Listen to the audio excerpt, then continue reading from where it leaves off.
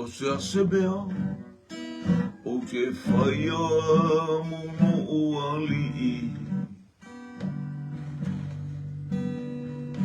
E tu samale nei tau te lewa ia saunia moa u. E leo tupea te foa i wana malea. O loa ea, loa tua e wale ai lea. Se ase mea o ke whaia mono o ali'i. E tu samale nei tau tele ua ia saunia moa u. Pele o tupea te foa'i he walawa lea. O oloa e aloa tua e wale ai lea. Loa tua e oa ule nei.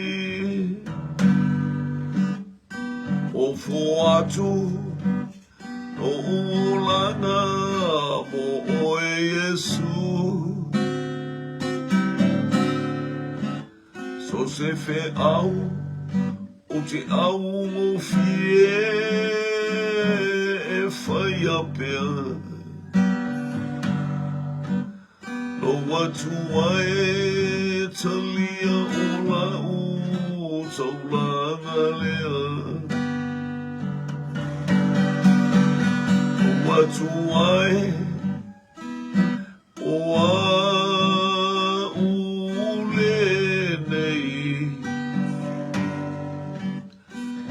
Foatu lo'olanga mo o Yesu. So se fe au o te au o fie e whai apea. Watua e talia o la u taulanga lea.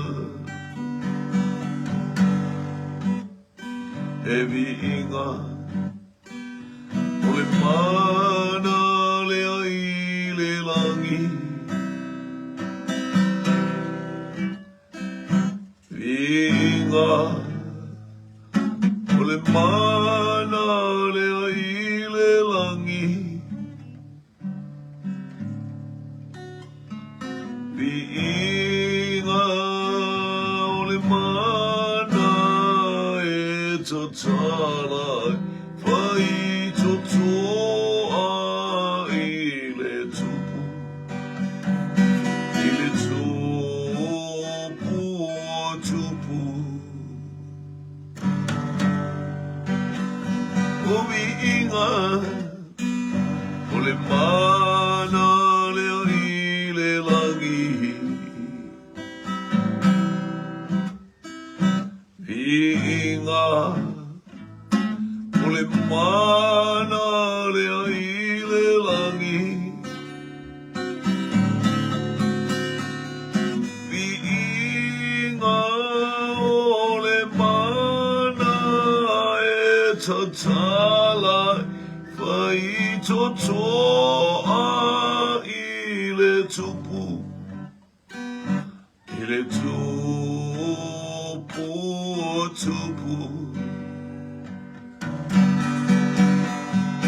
O le mana o le pogi sa e sola e si. Pe a tātou vi ia Yesu ma whaane e ne. Vi inga o le mana e tatala Fai totoa ile tupu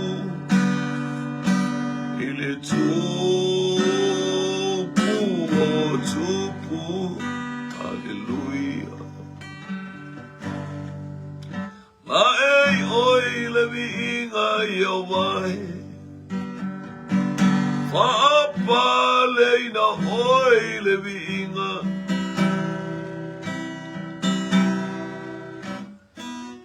Alanga tu mea tu laulau ma mea o tumuai o mea whai mana vai alalanga ma whane ne e lo suafa e whawau.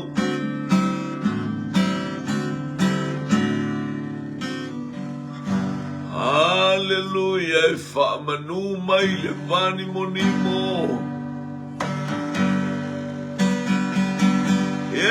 Alanga mai le fofoanga o le sami mana tula mea oiai. O le lau ele patili ma vai tafe.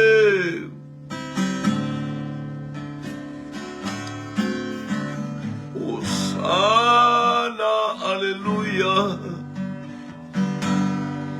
Helele opa e whawawau lona lofa. Mai lea tūpulanga i lea tūpulanga.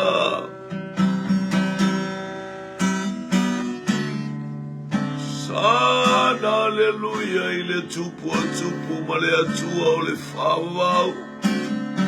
O Yehova lona suafa.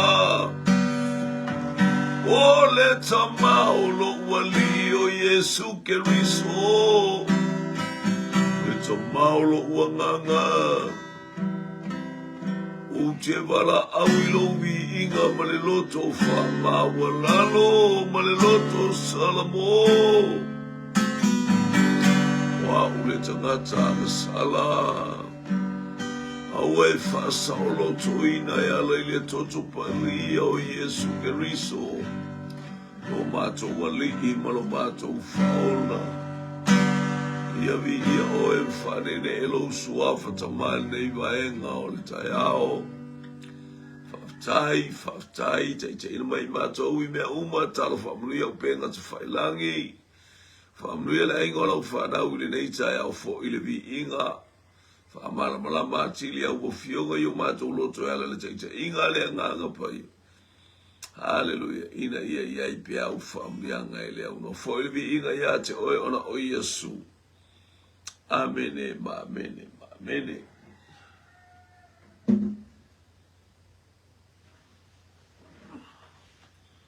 Hallelujah, talofa lava le aingole. Whatutuanga i mai nei tia iau, anga lei atu le atua, whamani atu le atua. Poi atu le atua, si o tatou ainga. Hallelujah, whaiona. Mai nei tia iau, whatalofa atu ana Maria, Talia uli vi ialeli, praise God. Malia fui mono, talofa. Sia aniko vi iale atua, malo pausima, talofa lava malo le soifua, ia malo fo ile fatu atua le taiao, ile ainga o le fatu atua. Ia le tatu te iai pēr manui o le atua, ma le whalawhalaino le upo le atua. Ia teimi, ma le teimi au tato iai, hallelujah, i whamunianga le atua, praise God. Ia, Yo te ile fai upulea e toru suma le iwo al mta upu e fitu momor kolito a olo mta upu e fitu aron fai ua toru suma le iwa e o atu fast food wano tia le amaila na tane i aso uma e ola ai o ia ai a fai ua oti la na tane ua saoloto o ia e fai poipo male ua loto iai tau lava ile ua ile li fast food ai a fai e no fofua pea ia e sili lona manuia o lona ta ofi lea o lau ta ofi lea o lo umanatu foi ua iate a u lea nganga o lea tu mea uma tātou te whamalosi ai vi ia le li tātou te whamalosi ai no ua iate i tātou u lea nganga o le li as fautuanga mata ngofi e le ta iau hallelujah Praise God. Ia mo ilato ua otia lato tane. Hallelujah. O efo ua whaia ba. Otia lato wa ba. Iwe whapena ole whautuanga le apostolo. Moli mo i tātou. E ala ita ina alea nganga pa ia. O lo tala noa mai i le whaamanatu ma le whaamaite mai alea nganga pa ia. Ia le li.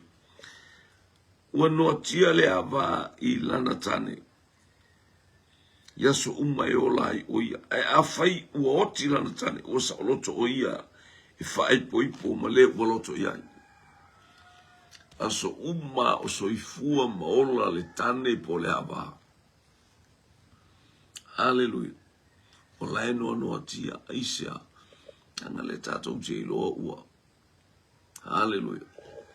Lai el tu langa o le ava e le tatau ona tatou whaia nisi au ala e tu sai. Tatou te whaelo atu ai le anga salama nisi o mea tupu a. O le no tia i tatou i lau tane po lau ava au te le alato e tau atu i seisia o to e alato i eilo ma fofau. Lai no no a oti loa. Yeah, you are free to go. You're free to go. Ia ilanga le lei o le tua e tupu i ate oe i mea uma ina ia e savali ma le fiafia, savali ma le oli, savali ma le mauti. E savali ma le talitonu. Hallelujah, no so i fua le atu, o le anganga o le atu e tatou te whaia ia mea. O le anganga pa ia o le atu e whatasi ma ia te tau e whamalo sia i tatou. Pa fia ina i tātou e wha oli ina i tātou. Tātou te pa aipe le upo le atua au whafola mai. Hallelujah. Ia te i tātou e whaima. Pale i o tātou unulana upo. Ngata fo i lea pa inga i o tātou matao se asoe i o tātou ua. Te awhionga le atua e pe o le tala le whenga tua ia. E wa pena alu tātou taupe au atu i le upo le atua. Ina i o tātou marorosi ai. Ai a whai o oti lana tane. Ua sa o loto o ia e whaai poipo. Ma le ua loto i ai. Tau lava i le ua i le ali. O tau mua mai. Ma tau lia e le o oti lau tane. A lau toa tele o tangata laifu ua mai e wangu saua i malangu minga a.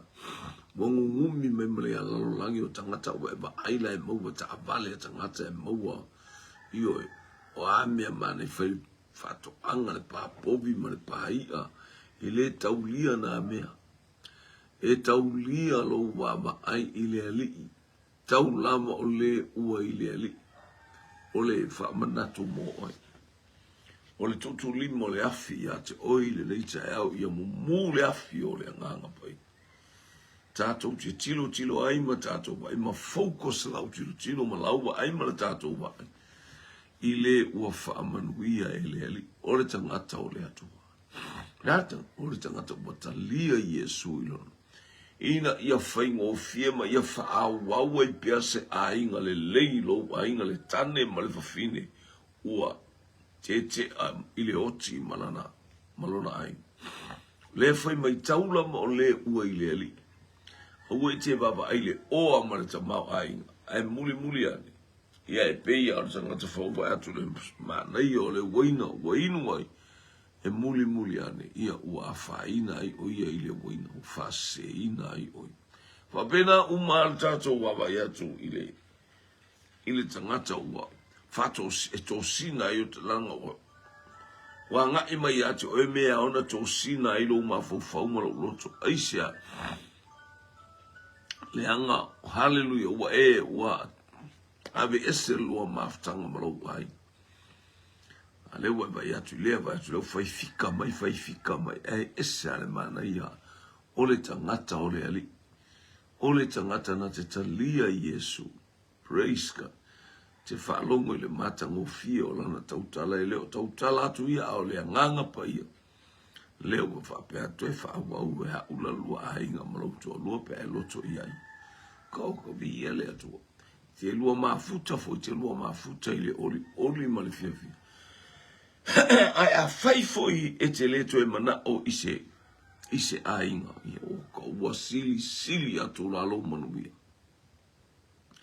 Ua concentrate lo mafofau i le atu wafa te mo faili tane faila e alu lo mafofau i lau ava e alu lo mafofau i lau tane o mea e tauna faa malia ile mana onga mea ai mea inu ona lava i eise mea e fale tonu e tau balea oe a be mea tatou teilo ai a o ina e no fufua o ka ua fasa o loto ina o lou taimi lea ua e sila atu ile atu o lau tane o Yesu Keriso. O lau tane le i taimi mo Keriso e maua ilo file mu, e maua ilo ono sai, e maua ilo matango fie i taimi umala, e selemana i o ruta a whaiamatato wo ile a teini. Wale isam tane, wo ti malona. Wo ti malona.